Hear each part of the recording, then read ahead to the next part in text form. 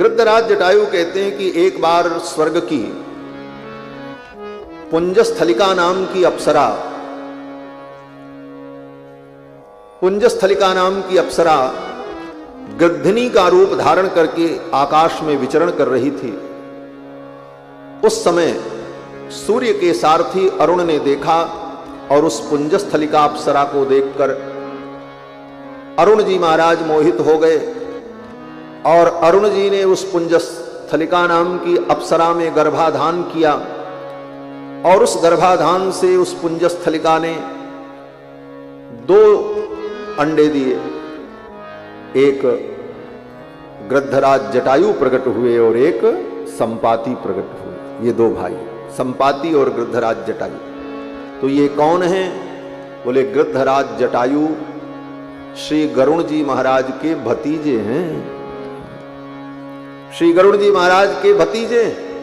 तो गरुण जी के अंदर जैसे पराक्रम है, वेग है, पक्षीराज हैं, उसी प्रकार ये गृद्धराज जटायु के अंदर भी विलक्षण शक्ति और विशेषताएं। गरुण जी महाराज ने सब कुछ बताया। ओ गृद्धराज जटायु ने बताया कि जटायुरितिमाम विद्धि शेनी पुत्र मरिंदम, और यहीं पर मैं रहता हूं। राम, तुम्हारे पिता महाराज दशरथ मेरे मित्र हैं। राम जी ने पूछा, ये मित्रता मेरे पिताजी से आपकी कब हुई थी? ये दोस्ती कब हुई? ये भी जानो। तो गृद्धराज जटायु बताने लगे कि एक बार शनि देवता रोहिणी नक्षत्र का भेद करने जा रहे थे। ज्योतिषियों ने, विद्वानों ने बताया कि शनि ग्रह अगर रोहिणी में प्रवेश करेंगे तो महान अकाल पड़ेगा, लोग भूखे मर जाएंगे। ऐसे जोग बन रहे हैं, ऐसी स्थिति बन रही है ग्रहों की। तो महाराज दशरथ ने कहा, अगर ऐसी बात है तो मैं शनि को रोहिणी नक्षत्र का भेद करने नहीं दूंगा। और रथ पर बैठ करके श्री दशरथ जी महाराज शनि देवता से लड़ने के लिए चल पड़े। शनि देवता के सामने जब पहुंचे तो शनि देवता की प्रार्थना की। शनि देवता मान गए। शनि देवता ने कहा, ठीक है, मैं रोहिणी नक्षत्र का भेद नहीं करूंगा। और शनि देवता ने दशरथ जी को देखा नहीं। क्यों? बोले शनि देवता अगर देख लेते तो दशरथ जी तो भस्म हो जाते, क्योंकि शनि की दृष्टि में ही तो सारा कमाल है। इसीलिए शनि देवता के आंखों की पलकों को ब्रह्मा जी ने इतना बड़ा बनाया है कि वो यहां तक रहती हैं, नीचे तक। शनि देवता को अगर देखना भी पड़ता है तो शनि देवता अपनी पलकों को ऐसे उठाते हैं और तब किसी को देखते हैं।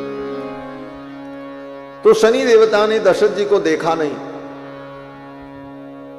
और दशरथ जी महाराज चल पड़े। जब चले तो आकाश से उतरते समय, जैसे विमान आकाश से उतरता है तो पहले वृत्ताकार घूमता है, पक्षी भी जब नीचे उतरते हैं बहुत ऊंचाई से तो ऐसे ऐसे घूम करके उतरते। उसी प्रकार दशरथ जी महाराज का रथ जब ऊपर से ऐसे घूमते हुए उतर रहा था नीचे की ओर, तो शनि के पलकों के नीचे वाले हिस्से से जो दृष्टि निकलती थी वह दृष्टि दशरथ जी के ऊपर पड़ गई। और परिणाम क्या हुआ? बोले दशरथ जी का तो कुछ नहीं बिगड़ा, लेकिन दशरथ जी का जो रथ था वो भस्म हो गया। जब रथ भस्म हो गया तो दशरथ जी महाराज शून्य आकाश से नीचे की ओर गिरने लगे। अब कौन बचावे? उसी समय गृद्धराज जटायु आकाश में उड़ रहे थे। गृद्धराज जटायु ने देखा, ये तो अयोध्या के चक्रवर्ती सम्राट महाराज दशरथ हैं, इन्हीं के कुल में भगवान का अवतार होने वाला है और भगवान के द्वारा ही धर्म की रक्षा होगी, तो मेरा कर्तव्य है मैं इनकी रक्षा करूं। और उधर से दशरथ जी महाराज ऊपर से नीचे की ओर गिर रहे थे, तब तक गृद्धराज जटायु उड़ते हुए गए और जाकर के अपनी पीठ पर उनको संभाल लिया और फिर लेकर के धीरे धीरे आए और अयोध्या में सरयू के तट पर उनको उतार दिया। दशरथ जी महाराज बड़े प्रसन्न हुए। दशरथ जी ने कहा, आप मेरे मित्र हैं, कोई परिचय नहीं और कभी कभी मिले नहीं, और आपने मेरे लिए इतना बड़ा कार्य किया, मेरे प्राणों की रक्षा की। आप मेरे मित्र हैं, मेरे भाई। मेरा राज्य आपका है, मेरा सब कुछ आपका है। आप यहीं अयोध्या में निवास करो, आपके लिए मैं सारी व्यवस्था कर दूं। तो गृद्धराज जटायु ने कहा, महाराज मैं अयोध्या में नहीं रहूंगा। बोले क्यों? बोले अयोध्या आपकी पावन नगरी है और मैं तो गृद्ध हूं। गृद्ध पक्षी जो होता है वो अमंगल सूचक होता है। गृद्ध किसी के घर पर बैठ जाए तो घर की शांति करनी पड़ती है, गृद्ध शांति करनी पड़ती है। गृद्ध आकर के शिखर पर बैठ जाए तो शिखर का संप्रोक्षण करना पड़ता है, मंदिर का। गृद्धराज जटायु ने कहा, हम अमंगल पक्षी हैं और हम यहां नगर में रहेंगे तो लोगों को अनुचित लगेगा, हमारे जैसे पक्षियों के लिए तो जंगल ही ठीक है। आप जब कभी भी हमें याद करोगे मैं आपकी सेवा में आ जाऊंगा।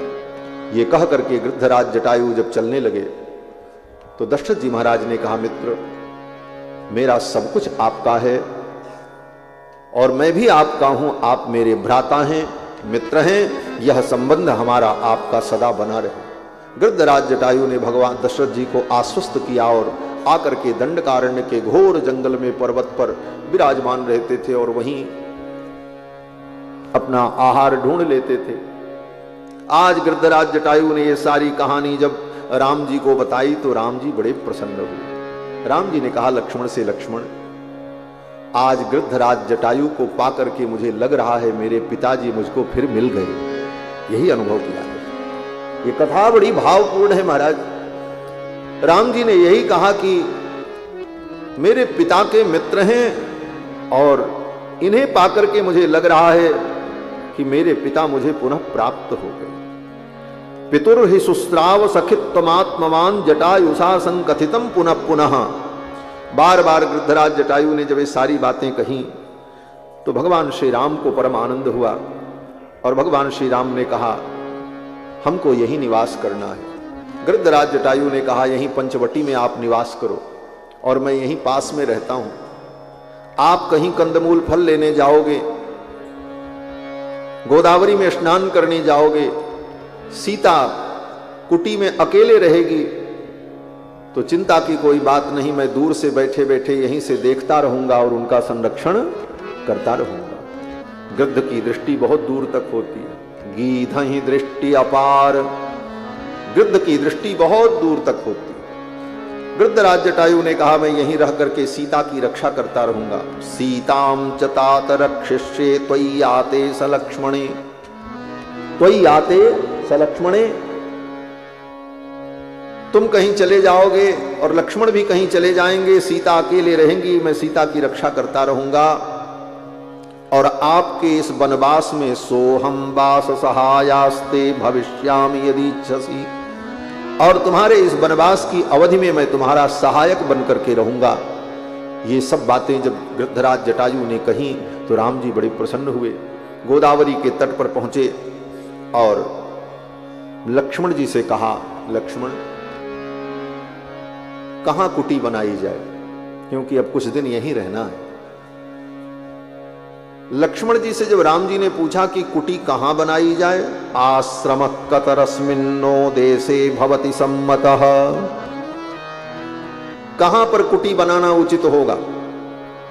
तो लक्ष्मण जी ने हाथ जोड़ करके भगवान को प्रणाम किया और कहा, प्रभु मैं नहीं बता सकता। बोले क्यों? तो लक्ष्मण जी की यहां पर विलक्षण भक्ति का प्रकाश है। लक्ष्मण जी कहते हैं, प्रभु मैं तो आपका सेवक हूं और सेवक को कभी भी अपनी रुचि प्रकट करने का अधिकार नहीं होता। स्वामी की रुचि ही उसकी रुचि होती है। सेवक अगर अपनी रुचि किसी कार्य में लगाने लग जाए फिर वो सेवक नहीं। स्वामी जो कह रहे हैं वो करो, और वो कुछ और कर रहे हैं, तुम अपनी बीच में सलाह लगा रहे हो, नहीं महाराज ऐसे नहीं ऐसे हो तो ठीक है। बोले इसका मतलब अभी पक्के सेवक नहीं। लक्ष्मण जी कहते हैं, पारवानस्मिका कुस्थ त्वयि वर्ष शतम स्थिते। हे भगवान, परवानस्मि, मैं तो आपका दास हूं। हे ककुस्थ कुलभूषण, हे रघुनंदन, मैं आपका दास हूं और केवल 14 वर्ष के लिए ही नहीं, त्वयि वर्ष शतम स्थिते, सदा सदा के लिए, वर्षों वर्षों के लिए मैं आपका दास हूं। इसलिए दास को यह अधिकार नहीं है कि वो अपनी रुचि व्यक्त करे। स्वयं तु रुचिरे देशे क्रियताम इति माम वद। आपको जो रुचिकर लगे, आपको जहां अच्छा लगे, आप तो हमें आदेश करो कि लक्ष्मण तुम यहां कुटिया बनाओ, मैं कुटिया बनाऊं। कहां अच्छा होगा, कहां गड़बड़ होगा, ये निर्णय करने का अधिकार मेरा नहीं है। स्वयं तु रुचिरे देशे क्रियताम इति माम वद। तो भगवान ने लक्ष्मण से कहा, लक्ष्मण गोदावरी के तट पर ये जो स्थान है, समतल भूमि है, यहां पर कुटी बनाई जाए। लक्ष्मण जी ने कहा ठीक। राम जी ने यह भी कहा कि यहां पास में ही कमल के पुष्प हैं, सरोवर है। अदूरे दृश्यते रम्या पद्मिनी पद्मशोभिता यथाख्यातमगस्तेन मुनिना भावितात्मना। यहां पर सुंदर सरोवर है और सरोवर में कमल पुष्प खिले हुए हैं। यहां पर आश्रम बनाना अच्छा होगा। अयम देश समश्रीमान पुष्पितैर तरुभिर्वृतः। यह पुष्प से और वृक्षों से युक्त ये स्थान बहुत ही रमणीय है, यहीं पर कुटिया बनाओ। जहां पर कमल के पुष्प थे, सरोवर था, उसके सन्निकट कुटी बनाने के लिए भगवान ने कहा। क्यों? बोले भगवान को दो स्थान अत्यंत प्रिय होता है। कौन कौन सा स्थान? बोले तुलसी काननम यत्र यत्र पद्म बनानी च। तुलसी काननम यत्र, जहां पर तुलसी के वृक्ष हो, वृंदा का वन हो, वो भगवान को अच्छा लगता है। भगवान को दो ही स्थान प्रिय होता है, वृंदावन और कमल वन, जहां कमल के पुष्प हो, क्योंकि ये कमलाकांत है और कमलाकांत का सब कुछ कमल के समान है। कर कमल, चरण कमल, मुख कमल, नेत्र कमल। इसीलिए भक्त लोग जब स्तुति करते हैं तो कहते हैं नव कंज लोचन कंज मुख भर कंज भर कंजारुणम। नव कंज लोचन कंज मुख भर कंज भर कंजारुणम। श्री रामचंद्र कृपाल भजो मन हरण भव भय दारुणम।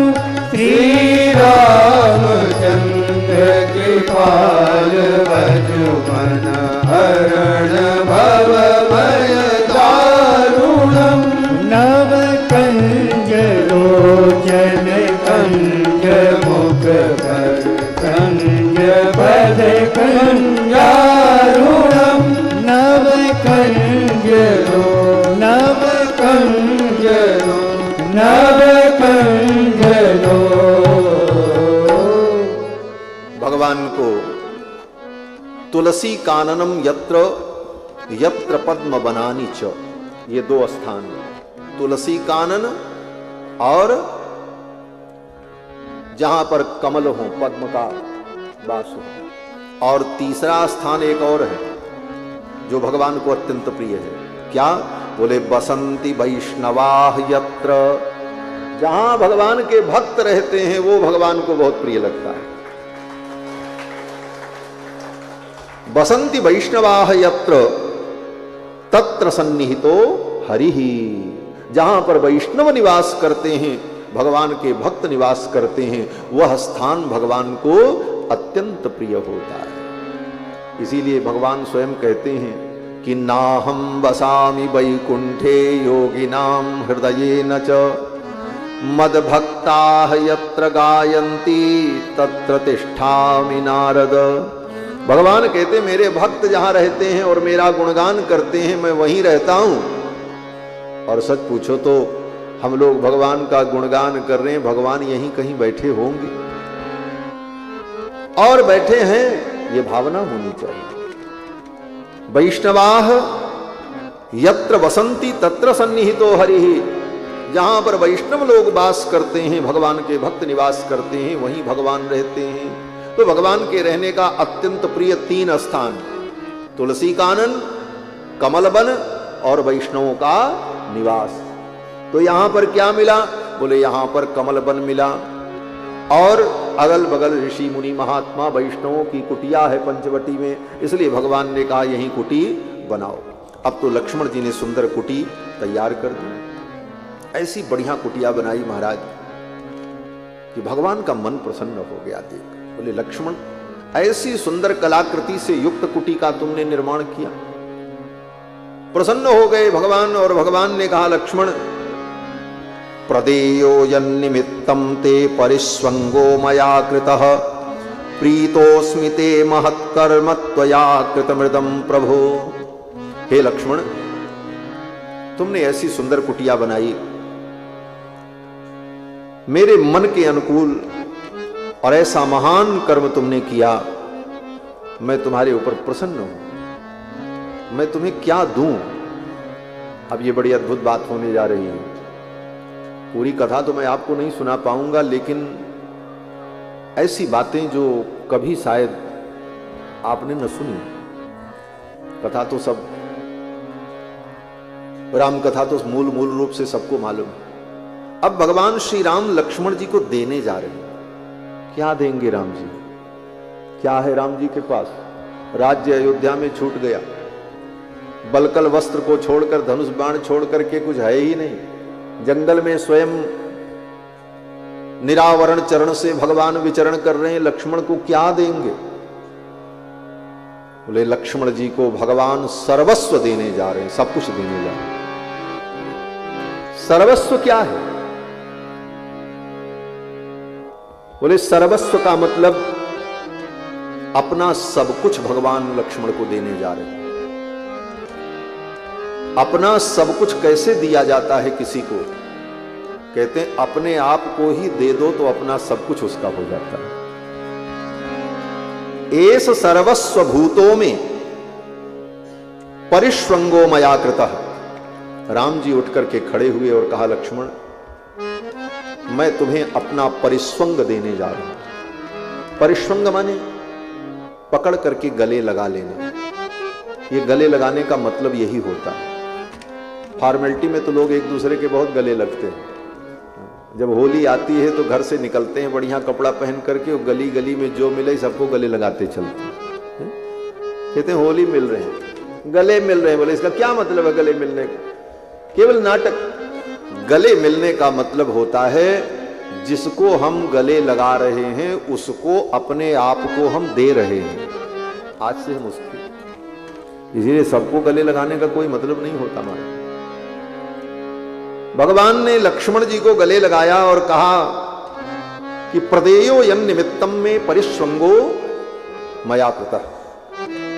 मैं तुमको अपना परिस्वंग प्रदान कर रहा हूं और ये मेरा परिस्वंग ही मेरा सर्वस्व है। और भगवान ने अपने आप को ही मानो लक्ष्मण जी को दे दिया। बोले भगवान में ही सब कुछ है। स्वराज्य, वैराज्य, ब्रह्मादि लोक, अनंत अनंत सृष्टि, उस अनंत अनंत सृष्टि का अनंत अनंत वैभव, अनंत अनंत आनंद, वो सब कहां है? बोले सब भगवान में है। और भगवान ने अपने आप को ही लक्ष्मण जी को दे डाला। मैं तुमको अपना सर्वस्व दे रहा हूं। और ये सर्वस्व बड़े भाग्यशाली लोगों को मिलता है। लक्ष्मण जी को भगवान ने दिया है, हनुमान जी को भी दिया है। जब हनुमान जी जानकी जी का पता लगा करके आए तो भगवान ने कहा हनुमान मैं तुम्हें क्या दूं? उठ करके खड़े हो गए और भगवान ने कहा एस सर्वस्व भूतों में परिस्वंगो हनुमतः। हे हनुमान, मैं तुमको अपना परिस्वंग प्रदान कर रहा हूं, अपने आप को ही प्रदान कर रहा हूं। ये भगवान के परिस्वंग का मतलब। और किसको परिस्वंग दिया? बोले अयोध्या के समस्त प्राणियों को भगवान ने अपना परिस्वंग दिया। निषाद राज गुह को दिया। भुजाभ्याम साधु वृत्ताभ्याम पीडयन वाक्यम अब्रवीत। निषाद राज गुह से भगवान जब मिले तो कैसे मिले? भुजाभ्याम साधु वृत्ताभ्याम, भगवान की दोनों भुजाएं कैसी हैं? बोले साधु वृत्ताभ्याम, जो सदाचरण करने वाली हैं, सत्कर्म करने वाली हैं, ऐसी भुजाओं से भगवान ने निषाद राजगुह को गले लगा लिया। भुजाभ्याम साधु वृत्ताभ्याम पीड़यन वाक्यम अब्रवीत। और जब अयोध्या भगवान पहुंचे हैं लंका विजय करके, तो अयोध्या के सभी लोग राम जी से मिलना चाहते थे। तो भगवान ने सोचा किसी के मन को दुखाना ठीक नहीं है। और राम जी जब रथ से उतरे तो इतने रूप धारण कर लिए राम जी ने कि हर अयोध्या वासी को लगा कि रथ से उतरने के बाद पहले भगवान हमसे ही मिल रहे हैं। अमित रूप प्रगटे तेहि काला, अमित रूप प्रगटे तेहि काला, यथा जोग मिले सबहि कृपाला, यथा जोग मिले सबहि कृपाला, यथा जोग मिले सबहि कृपाला। लक्ष्मण जी को भगवान ने अपना परिस्वंग प्रदान किया और भाव की दृष्टि से भगवान श्री राम लक्ष्मण जी में अपने पिताजी का दर्शन करते। यहां पर महर्षि वाल्मीकि लिखते हैं कि राम जी ने कहा, लक्ष्मण भावज्ञेन कृतज्ञेन धर्मज्ञेन च लक्ष्मण त्वया पुत्रेण धर्मात्मा न संवृत पिता मम। भगवान कहते हैं, लक्ष्मण तुम्हारा धर्म, तुम्हारा भाव देखकर, तुम्हारी कृतज्ञता देखकर, मेरे प्रति जो तुम्हारा भाव है इसे देखकर मुझे लगता है मेरे पिताजी मरे नहीं हैं, कहीं गए नहीं हैं, तुम्हारे रूप में आज भी पिताजी विद्यमान हैं। लक्ष्मण के अंदर अपने पिता के सारे गुणों को राम जी ने देखा। जैसे पिता बच्चे के साथ व्यवहार करता है, बच्चा से प्यार भी करता है, दुलार भी करता है, हर क्षण उसका ख्याल भी रखता है पिता, और बच्चा कुछ अनुचित करने लग जाए तो उसे समझाता भी है, उसका अनुशासन भी करता है, समय समय पर मार्गदर्शन भी करता है। उसी तरह लक्ष्मण जी महाराज भगवान को देखते हैं, भगवान की साज संभार भी करते हैं। कभी कभी भगवान विचलित हो जाएं तो लक्ष्मण जी ही भगवान को समझाते भी हैं। सीता जी के वियोग में, सीता हरण होने पर राम जी इतने क्रोधित हो गए, धनुष बाण उठा लिया, बोले आज सारी दुनिया समाप्त कर दी। आगे कथा है, हम सुना नहीं पाएंगे, फिर सुनाएंगे कभी। राम जी ने धनुष बाण उठा लिया, बोले लक्ष्मण अभी इसी समय मेरी सीता मेरे सामने उपस्थित नहीं हुई तो आज सारे ब्रह्मांड को मैं समाप्त कर दूं। अब तो लक्ष्मण जी डर गए, ये तो सब कुछ कर सकते हैं, सर्वसमर्थ हैं, अगर मैं इनको नहीं संभालूंगा तो आज सारी सृष्टि ये समाप्त कर देंगे। तो लक्ष्मण जी ने भगवान को समझाया, प्रभु आप सर्वसमर्थ हैं, आप कुछ भी कर सकते हैं, परंतु आप विचार करें, आप जैसा व्यक्ति, धर्मज्ञ व्यक्ति अगर इस तरह अधीर हो जाएगा तो संसार के प्राणियों की क्या दशा होगी। और दूसरी बात, अगर सीता कहीं होंगी तो इसी ब्रह्मांड में होंगी, और अगर सारे ब्रह्मांड को आप नष्ट कर दोगे तो उसी में सीता भी नष्ट हो जाएंगी, सीता की प्राप्ति की जो आशा है वो भी समाप्त हो जाएगी। इसलिए हे प्रभु, उचित तो यह है कि आप अपने इस क्रोध का त्याग करें और हम मिलकर के सीता का अन्वेषण करेंगे, जानकी जी को ढूंढेंगे, मैया को ढूंढेंगे और वो प्राप्त होंगी। उद्योगिनम पुरुष सिंहम उपैति लक्ष्मी, जो उद्योगी पुरुष होता है लक्ष्मी उसी का वर्ण करती, हम उद्योग करेंगे। और जब समझाया लक्ष्मण जी ने तो भगवान श्री राम का क्रोध शांत हो। इसीलिए लक्ष्मण जी को हमारे यहां आचार्यों ने जीवाचार्य माना है। आचार्य अगर न हो तो भगवान ही सारी दुनिया खत्म कर दे महाराज। भगवान को भी जब क्रोध आता है और वो नियंत्रण खो बैठते हैं तो आचार्य ही भगवान को भी संभालते हैं। इसीलिए हमारे यहां कहा गया भगवान कौन है? बोले भगवान सूर्य हैं। और जीव क्या है? बोले जीव कमल है। और आचार्य कौन है? बोले जल हैं। अब इसका मतलब क्या हुआ? बोले मतलब ये हुआ कि कमल सूर्य के प्रकाश से खिलता है, लेकिन कब? बोले जब जल से जुड़ा रहे तब। अगर जल से वही कमल अलग हो जाए तो जो सूर्य भगवान उस कमल को खिलाते हैं वही सूर्य भगवान अपनी किरणों से उस कमल को जला देंगे, सूख जाएगा। ये जीव ही कमल है और आचार्य ही जल है और सूर्य कौन है? बोले भगवान है। अगर जीव का संबंध आचार्य से, गुरु से बना रहा तो भगवान सूर्य की कृपा करुणा बरसती रहेगी, जीव खिला रहेगा। और अगर आचार्य संबंध टूट गया, आचार्य की करुणा और शीतलता प्राप्त नहीं हुई, तो वही भगवान अपने क्रोधाग्नि के द्वारा उस जीव को नष्ट कर देंगे। कथा में यही सब तत्व है, यही सिद्धांत है।